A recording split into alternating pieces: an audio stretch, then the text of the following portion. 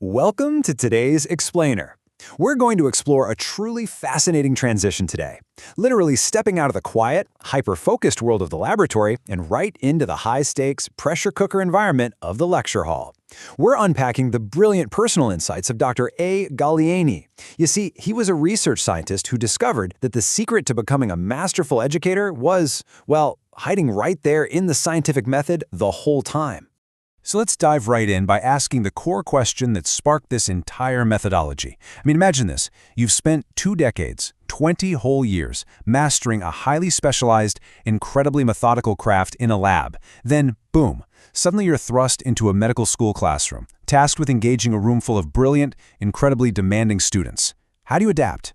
Honestly, how do you even survive that first day, let alone thrive? To answer that, our explainer is going to follow this quick roadmap. 1. From lab to classroom. 2. The scientist's approach. 3. A 4-step blueprint. 4. Scientist storytelling. And finally, number 5. Unlocking knowledge retention. Okay, Section 1. From lab to classroom. The 20-year shift. Picture this. You have a PhD in biochemistry and 2 solid decades of high-level lab research under your belt. But despite all that expertise, you find yourself absolutely terrified of teaching medical students. Because, let's be real, mastering a complex subject is one thing, but effectively communicating it to others? That's an entirely different skill set. Dr. Ghalayini lacked classroom experience, and the lecture hall, well, it's an arena with a totally different set of rules. Which brings us to Section 2, the scientist's approach, bridging 2 worlds. Now here's where the absolute lightbulb moment happened. Dr. Ghalayini realized something huge. Conducting good research and delivering effective teaching aren't these 2 completely alienated separate worlds. Actually, scratch that, they rely on the exact same foundational toolkit. The rigorous, meticulous skills you develop over 20 years as a scientist, those are exactly the skills you need for teaching. The context changes, sure, but the core competencies stay exactly the same. Look at how he broke this down. Dr. Ghalayini isolated 5 specific approaches straight from the lab to apply directly to the podium, and they function just like interlocking gears. Number 1, you need intense preparation. 2, you must have a completely clear objective. 3, strict organization. 4, you have to take a methodical approach to your data. And 5, which is absolutely crucial, you really have to understand the overall significance of your work. Apply these 5 basic research principles, and you're already way ahead of the game. Moving on to Section 3, a 4-step blueprint, the presentation formula. Let's get right into the actual blueprint and see how this all builds sequentially. These 4 steps perfectly mirror the scientific method, taking you all the way from your initial research straight through to your final closing remarks. We're going to break down each one of these: preparation, specific learning objectives, organization, and summary, so you can see exactly how they function in real life. All right, step 1 is preparation. And Dr. Ghalayini notes that this is undoubtedly the most time-consuming and critical component of the whole shebang. It's just like setting up a really complex experiment. You have to put in the grueling hours beforehand.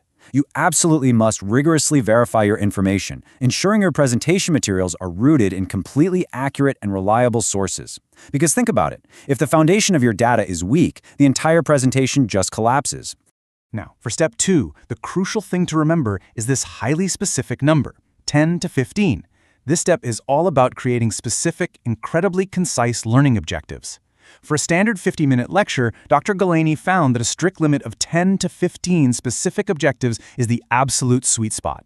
Basically, before you ever step foot on that podium, you have to know exactly which objectives you want to cover and the precise sequence they need to be in. It's all about focused, intentional delivery, not just throwing a bunch of information at the wall and hoping something sticks. Step 3 is organization. And this is really about the sequencing of your information. Keeping an audience engaged for 50 straight minutes is tough. The scientific approach here is to build a logical ladder. You start off with simple, introductory background information, clearly define all your terminology, and introduce the easiest concepts first. Only then do you progressively climb upward to the more complex, difficult concepts. It's a foolproof way to ensure no one gets left behind in the first 5 minutes. Finally, we hit Step 4, the summary. A good scientist never just abruptly ends an experiment without drawing a conclusion, right? Well, at the end of your presentation, you must remind your audience of the key take-home concepts. But it's actually more than just a recap. This is your golden opportunity to actively link this new topic back to earlier relevant topics you've covered in previous lectures. You are literally helping them build this cohesive mental web of knowledge. Section 4. Science as storytelling. Beginning, middle, and end.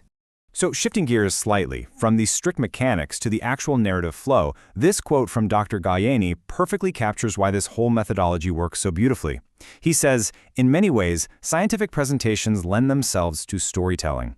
Think about it. Scientific presentations inherently have a beginning, a middle, and an end. That deliberate sequencing doesn't just convey dry facts, it creates real meaning, turning raw data into a compelling story that your audience can genuinely invest in. Which leads us to our final section. Section 5, Unlocking Knowledge Retention, Making the Message Stick.